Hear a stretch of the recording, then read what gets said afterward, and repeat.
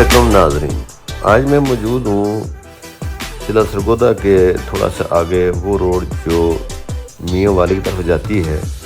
इस पर आप कई जगह पर देखते होंगे कि ये छोटी भट्टियाँ लगी हुई हैं, जहाँ पर उस इलाके से सस्ती मिलने वाली छोटी बड़ी लकड़ियाँ जो इकट्ठी की जाती हैं, इनको इन भट्टियों के अंदर तरतीब से लगाते हैं और इनसे गर्म करने के बाद, बल्कि आग लगाने के बाद बिल्कुल हल्की आंच पर जब ये सुलगती रहती हैं तो कुछ अरसे के बाद यही बारीक छोटी जो बड़ी लकड़ियाँ ये कोयला बन जाती हैं।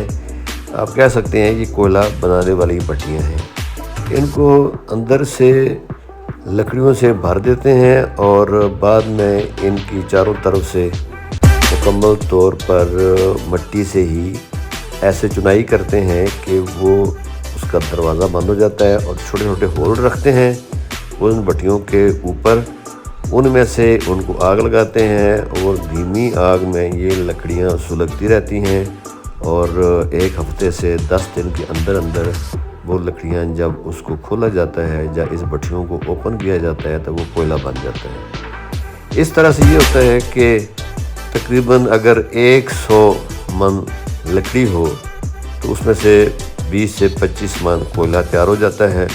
कोयला आप जैसे जानते हैं चारकोल होता है, बाज़ार में इसकी अपनी एक सेल होती है जिसमें आप चारकोल से आप बारबेक्यू तैयार करते हैं। दूसरे कई जगह इंडस्ट्री में भी ये चारकोल इस्तेमाल होता है।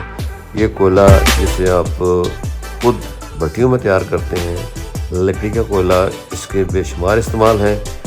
ख़ास तौर पर ये जो आप देखते हैं कि भट्टियों में या उन जगहों पर जहाँ कोयले से कई जगह पर गैस पैदा की जाती है, कहीं पर फर्नेसेस चलाई जाती हैं। पहले ज़माने में जब ट्रेन के इंजन चलाए जाते थे तो कोयला इस्तेमाल होता था। इन्हीं लकड़ियों से ही कोयला तैयार होता है। ये भट्टियाँ हैं।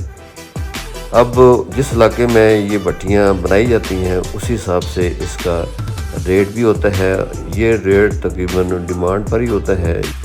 भट्टियों में तैयार होने वाला ये कोयला जब बाज़ार में पहुंचता है तो इसकी कीमत या इसका जो निर्ख तय होता है वो तकरीबन सप्लाई पर ही होता है। सप्लाई मीन कि जो जिस इलाके में ये तैयार होता है वहाँ से किसी शहर तक जब ये सप्लाई होती है तो वो ट्रांसपोर्टेशन के खर्चात इसकी कीमत मुतय्यन करते हैं।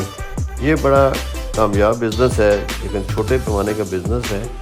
इसको आप 5-10 या इसी रेशो से या इसी तादाद में ये भट्टियाँ लगाकर आप कारोबार शुरू कर सकते हैं।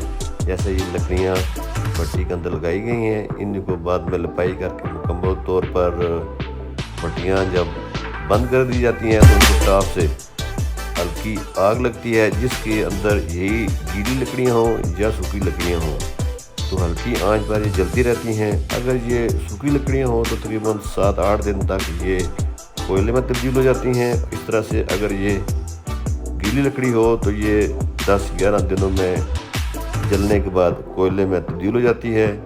जैसे कि जानते हैं ये कोयला इंडस्ट्री में, फैक्ट्रियों में, कारखानों में, बारबेक्यू तैयार करने में, घरों में, जिस तरह से रेस्टोरेंट्स में या होटलों में इस्तेमाल होता है। और इसी तरह से ये हर सीज़न में और स्पेशली ख़ास तौर पर ये सर्दियों के मौसम में भट्टियाँ ज़्यादा तपाई जाती हैं। और ये ज़्यादातर भट्टियाँ उन इलाकों में बनी हुई हैं जहाँ लकड़ी, चाहे छोटी लकड़ी हो या बड़ी लकड़ी हो, सस्ती मिलती हो और वाफर मकदार में मौजूद हो।